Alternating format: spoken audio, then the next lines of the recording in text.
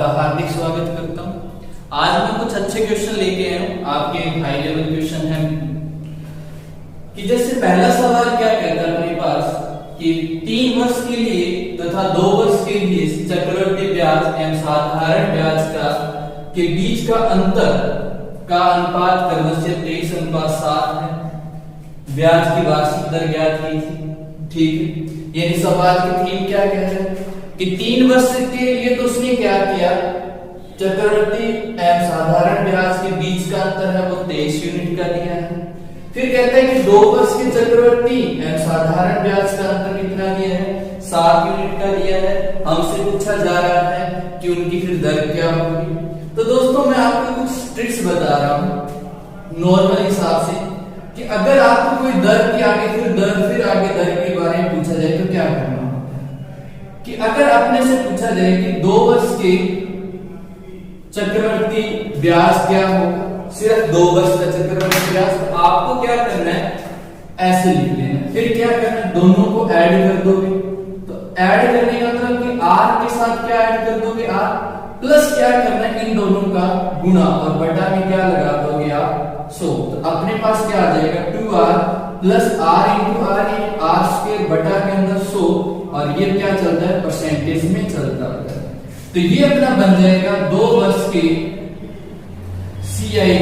यानी अगर आपको बोला जाए कि 2 वर्ष का CI निकालो, जैसे मैंने कहा कि 10% और 10%, तो सीधा कहेंगे 10 और 10 कितने हो गए 20, प्लस इन दोनों का गुना, तो 100 बटा में 100 काटोगे तो 1, यानी ऐड करोगे 21, यानी आप सीधा उसका क्या निकाल दोगे 21%। जैसे बोल दिया जाए 8% इंटू 8%, तो 8 और 8 कितने हो जाते हैं 16, 8 8 64, 64 में 100 का भाग दोगे तो 0.64, तो कह देंगे 16.64%। यानी ये क्या होगा 2 वर्ष के CI निकालने की कंडीशन। ठीक है, तो हमने 2 वर्ष का CI निकाल दिया। अब अगर बोल दिया जाए कि 2 वर्ष का साधारण ब्याज क्या होगा, तो 2 वर्ष का साधारण ब्याज, तो साधारण ब्याज हम जानते हैं अगर आपने 1 साल अगर जो दर दी है, साधारण ब्याज हर साल वही दर में चलता है। अगर पहले साल 8% तो दूसरे साल पे 8%, यानी मिलाकर कितना हो जाएगा 2%। ये कंडीशन होती है अपने पास 2 वर्ष की CI सॉरी SI, यानी 2 वर्ष का SI आप कैसे निकालोगे 2% से निकालोगे। फिर अपने पास सवाल आ गया कि 2 वर्ष के CI एवं SI का अंतर, यानी 2 वर्ष के साधारण ब्याज और चक्रवृद्धि ब्याज का अंतर क्या होगा। तो मैं कह सकता हूं कि 2 वर्ष के CI और SI का अंतर क्या होगा, तो मैं कहूंगा कि 2r प्लस r स्क्वायर बटा 100। ये तो होता है 2 वर्ष का CI, और इसमें से क्या घटा देता हूं 2 वर्ष का साधारण ब्याज, तो हमारे पास जो आंसर बचेगा वो बचेगा r स्क्वायर बटा 100। तो यानी एक कंडीशन तो हमें ये दी हुई है कि 2 वर्ष के CI एंड SI का अंतर, तो वो अपने पास होगा r स्क्वायर बटा 100%। ठीक है दोस्तों, अभी अपने को आगे सवाल और पूछे जा रहे हैं, कैसे हम निकालेंगे। अब अपने पास कंडीशन दी हुई है क्या कि 2 वर्ष का साधारण ब्याज तो निकल गया, अब निकालना है 3 वर्ष के साधारण ब्याज और 3 वर्ष के चक्रवृद्धि ब्याज का अंतर। तो दोस्तों जैसे मैंने 2r प्लस r% बटे 100 ये तो निकाल दिया मैंने 2 साल का। अब 2 साल तक तो मैं यहां पहुंच चुका हूं, अब मुझे 1 साल और जाना है, यानी 3rd ईयर में। तब भी क्या करना है अपने को, जो यहाँ r देखिए इनको जोड़ने पे r में r ऐड हो जाएगी, तो 3r प्लस r स्क्वायर बटा क्या हो जाएगा 100। फिर हमारी कंडीशन है कि इनको आपस में गुणा करो, गुणा करेंगे तो 2r स्क्वायर, r इससे मल्टीप्लाई करेंगे तो r क्यूब बटे 100, और फिर भाग किसका दे देना है 100 का।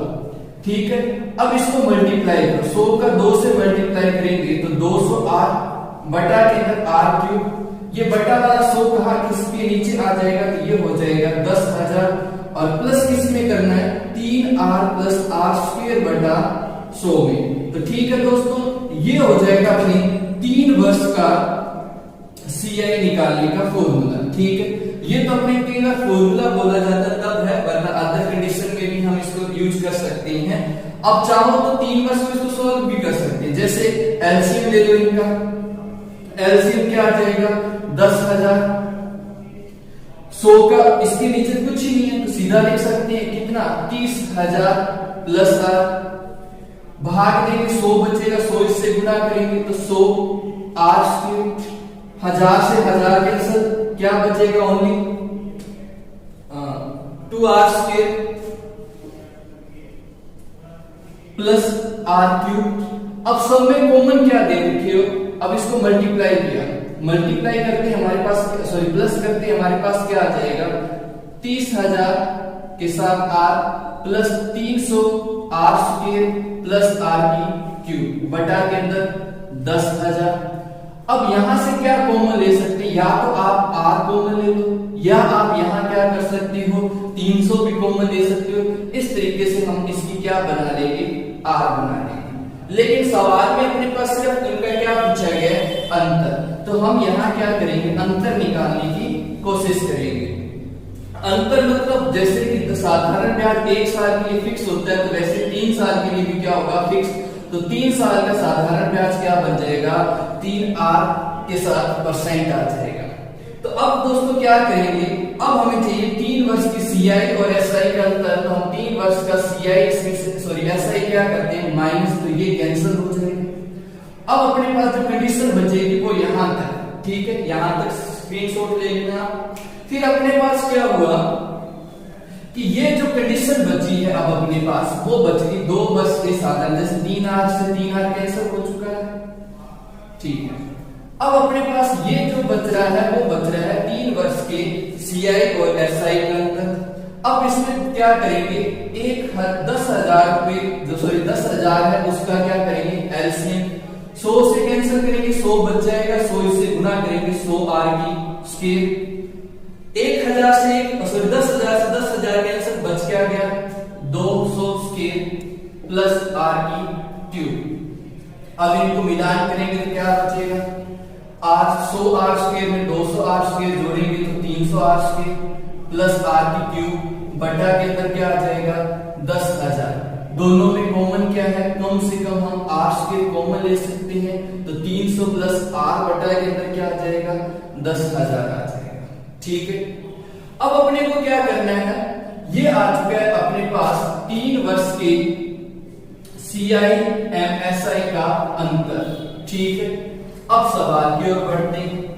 अगर मैं चाहता तो डायरेक्ट लिख सकता था, लेकिन कई बार बाय द वे हम क्वेश्चन भूल जाते हैं, तब क्या करेंगे कुछ इस कंडीशन के हिसाब से।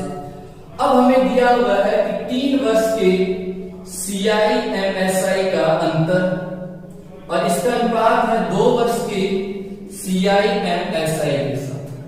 तो 3 वर्ष के सीआई और एसआई का फॉर्मूला हो गया आर स्क्वायर 300 प्लस आर बटा के अंदर हमें दिया हुआ है 10,000 अनुपात 2 वर्ष का सीआई, इतना देर का साथ में परसेंट भी चलेगा क्योंकि दर है, परसेंट से परसेंट कैंसिल हो जाएगा, आर स्क्वायर गुणा में है 2 जीरो से 2 जीरो कैंसिल, यानी आंसर आ चुका है 300 आर बटा के अंदर 100 और अनुपात 1, ठीक है।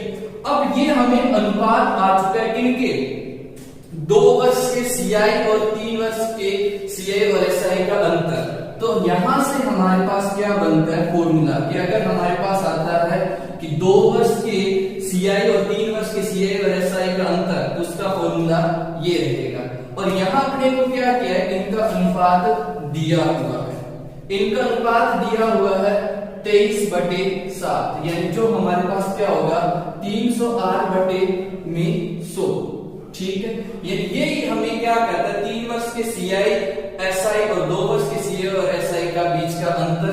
अब मल्टीप्लाई करो 7 से करेंगे तो 2100 प्लस 7r, इससे मल्टीप्लाई करेंगे 2300, 7r बराबर क्या आ जाएगा 2300 माइनस 2100, तो 7r बराबर 200, r बराबर क्या आ जाएगा 200/7, ठीक है। दोस्तों सवाल कैसा लग रहा है, तो लगातार लाइक और शेयर बनाए रखें। तो इस तरीके से हमसे पूछा गया था कि ब्याज की दर क्या होगी, तो ब्याज की दर होगी 200/7। अच्छा लगा तो लाइक, ठीक है। दोस्तों मैं आपका पीसी स्टार एक बार फिर नए क्वेश्चन की ओर बढ़ती है।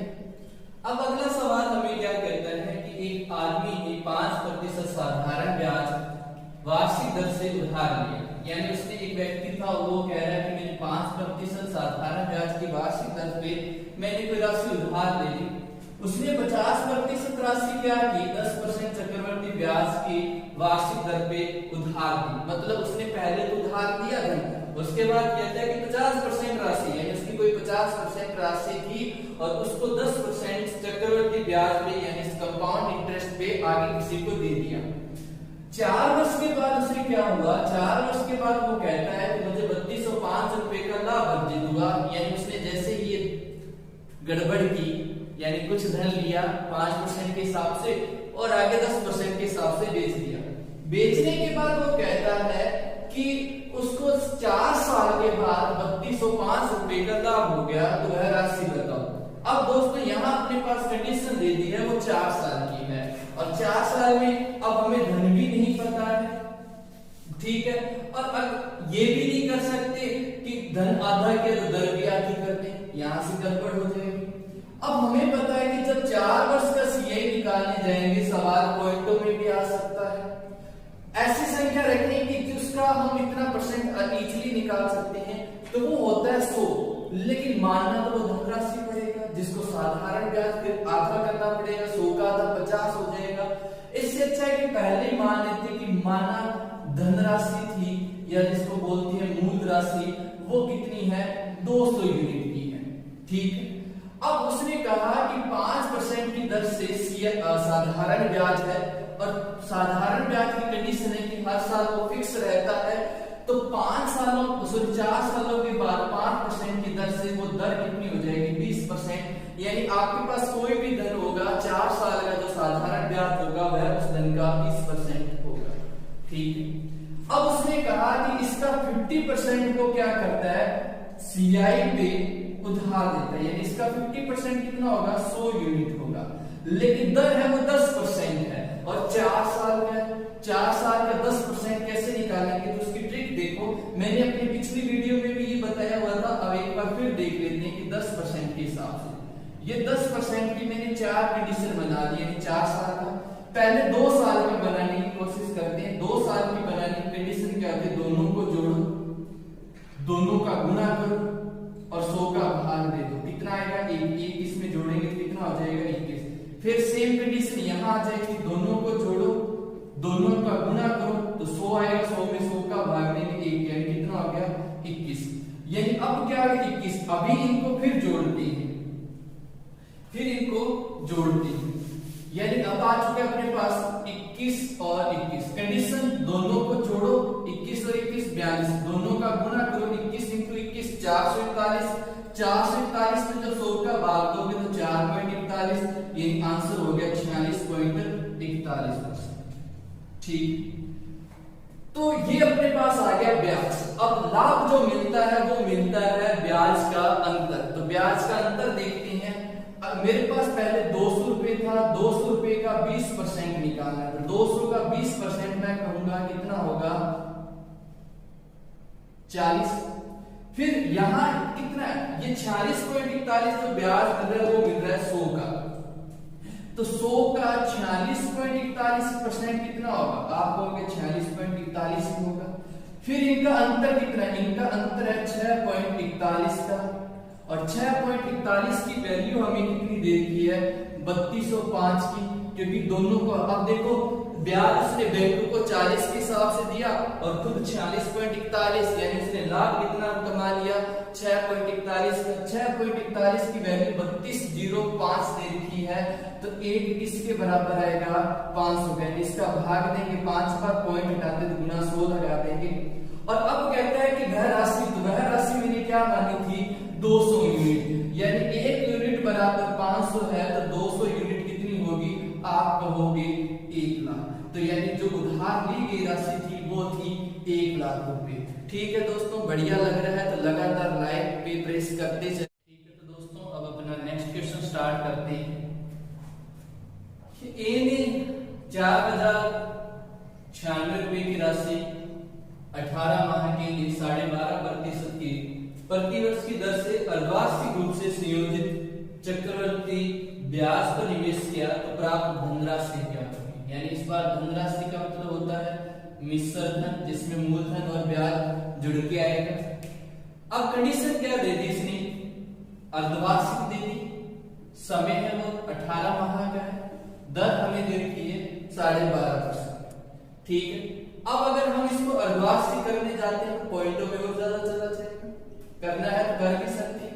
एक बार हम देखते हैं कि 12.5% क्या होता है। 12.5% होता है 1/8।